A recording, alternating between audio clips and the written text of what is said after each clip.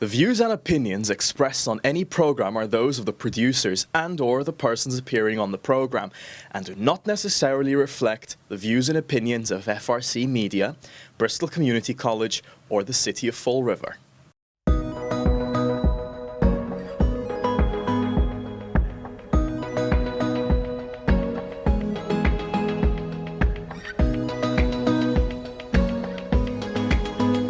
Hello, my name is David Mello, Supervisor of Children's Services here at the Fall River Public Library, and welcome to this month's Book of the Month Club. And our stories today are all about dogs. Who doesn't love dogs? And I've got a couple of my friends right here with me. This is George. George is a nice, small, tiny little puppy, but our first story today is not about a small dog, really. It's about the biggest dog in the book. Here's Plum. He's pretty big. We'll be meeting him in our first story. The Biggest Dog in the Book by Ben Lurwill and Mark Chambers.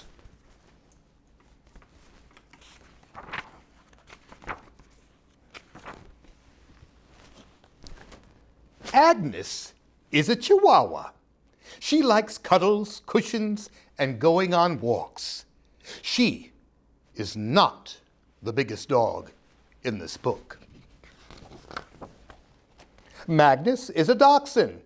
He has little legs and a long tongue. He is bigger than Agnes, but he is not the biggest dog in this book. Popcorn is a beagle. She has a very, very waggly tail. She is bigger than Agnes and Magnus, but she is not the biggest dog in this book. Thor is a bulldog. He is sleepy. Shh. He is bigger than Agnes, Magnus, and Popcorn, but he is not the biggest dog in this book. Lettuce is a spaniel. She can run all the way around the park twice without stopping. She is bigger than Agnes, Magnus, Popcorn, and Thor, but she is not the biggest dog in this book.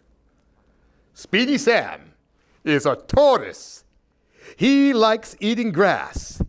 He is also definitely not a dog. Speedy Sam is eating grass in the wrong book.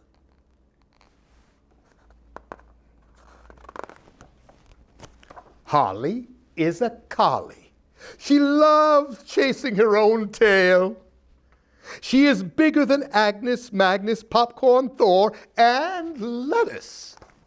But she is not the biggest dog in this book. Pancho is a Dalmatian. He wants to be friends with everyone. He is bigger than Agnes, Magnus, Popcorn, Thor, Lettuce, and Holly, but he is not the biggest dog in this book. Mr. Alfonso is a Labrador Retriever. He likes jumping into the stream. Valentine is a German Shepherd. Her favorite thing in the world is a small, muddy ball. Sid is a Bloodhound. She really, really, really likes sausages. Mr. Alfonso, Valentine, and Sid are all bigger than Agnes, Magnus, Popcorn, Thor, Lettuce, Holly, and Pancho, but not one of them is the biggest dog in this book. Shelby is just a dog. She is the scruffiest, fluffiest dog around. She is bigger than Agnes, Magnus, Popcorn, Thor, Lettuce, Holly, Pancho, Mr. Alfonso, Valentine, and Sid. Until she's wet. She is not the biggest dog in this book. Plum is a Saint Bernard. He likes sitting and thinking. He is bigger than Agnes, Magnus, Popcorn, Thor, Lettuce, Holly, Pancho, Mr. Alfonso, Valentine, Sid, and Shelby. He is the biggest dog in the book. But this isn't important to Plum, because what he loves most of all is playing with all of his friends. And Plum is the biggest dog in this book. Hi, I'm Kyla Cabral, Head of Adult Services and Circulation here at the Fall River Public Library. Today, I'm going to read the book Gaston, words by Kelly DiPuccio and pictures by Kristen Robinson.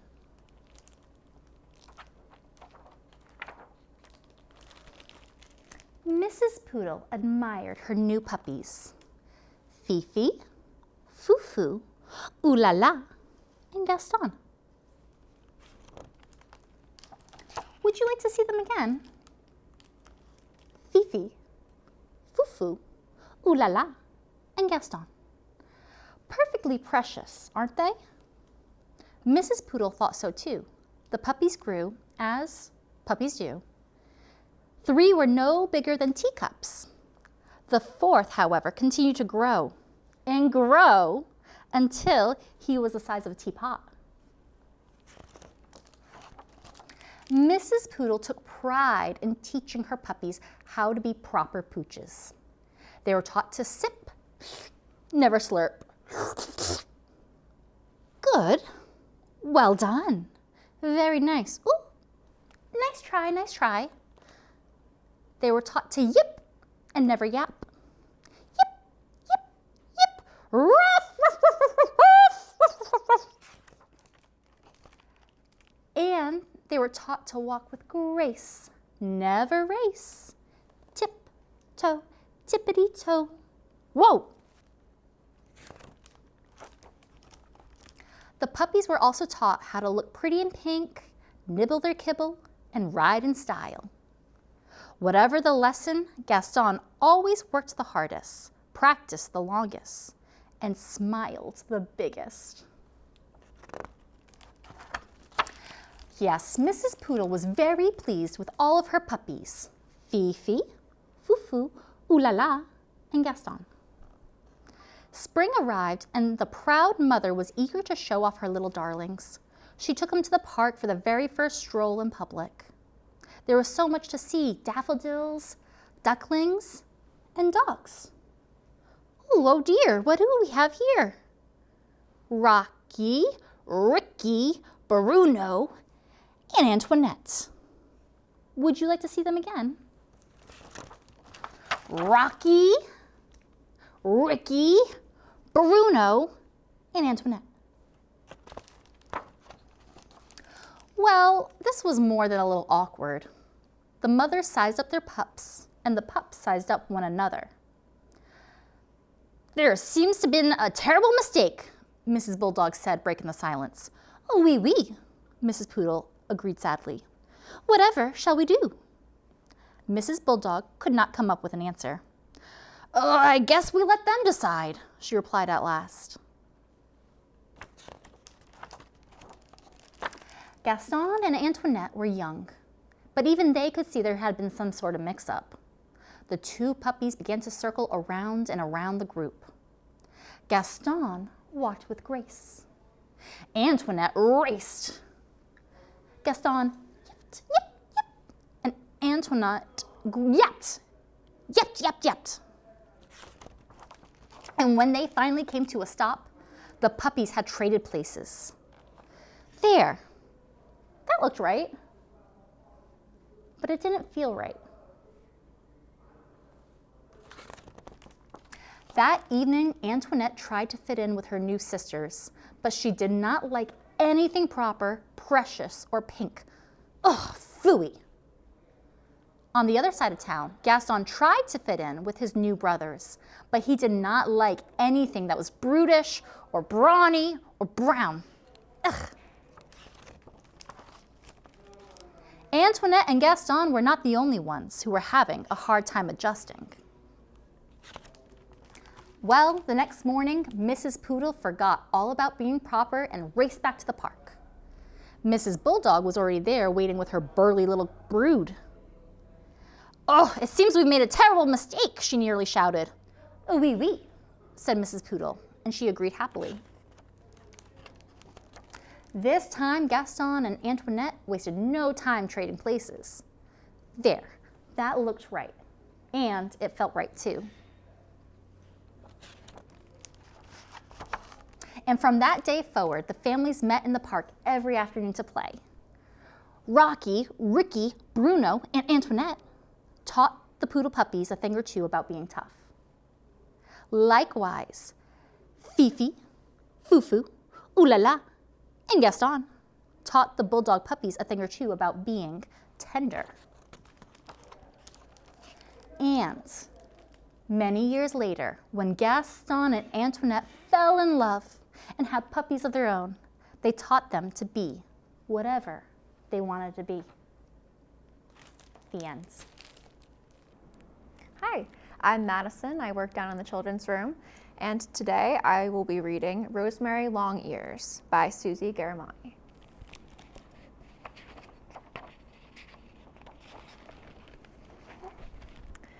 Let's go find some fun.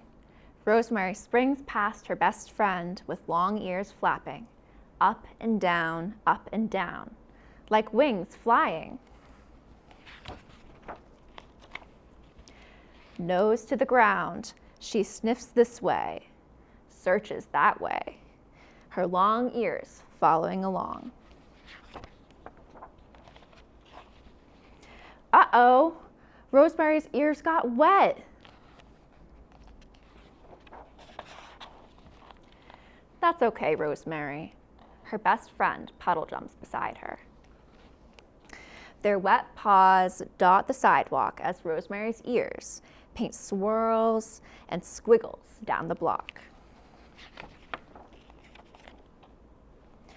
Into a pile of leaves, Rosemary's long ears sweep, left and right, like windshield wipers.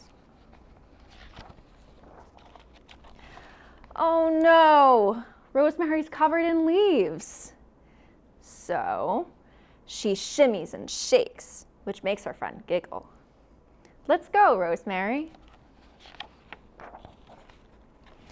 But Rosemary stops. She spots something interesting. A ladybug, says her friend. They take a closer look.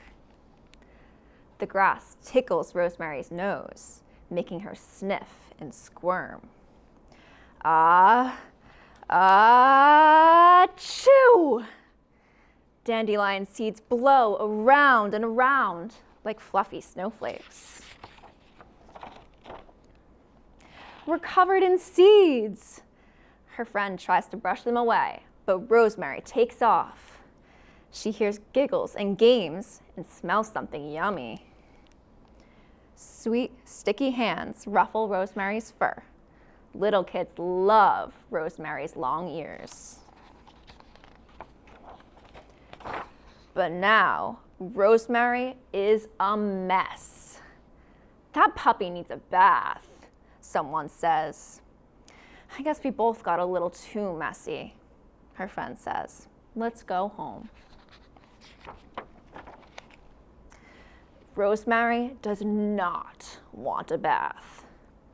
Still, they retrace their steps through the crowd of kids, around the dandelions, past the grass where the ladybug lives, away from the leaves and the dirt. Is their fun ending? Rosemary puddle jumps one last time. Back home in the tub, Rosemary wiggles, squirms, and complains. Woo! But then Rosemary stops. She spots something interesting. Bubbles! She sniffs a bubble and it pops. She splishes and splashes and paddles with her ears. Pop, pop, pop. She plays until her ears feel twice as heavy and 5 times as long. When bath time is over, her best friend calls. Let's go, Rosemary. Rosemary springs out of the tub with long ears flapping. She shimmies and shakes up and down, left and right, around and around. Oh no! Water splashes everywhere. You make everything fun, Rosemary. Clean and fresh and bundled into a hug, Rosemary and her best friend couldn't be happier. What messes will those long ears get into tomorrow? The end. If you enjoyed these stories, come down to the Fall River Public Library. We've got lots of different ones for you to check out.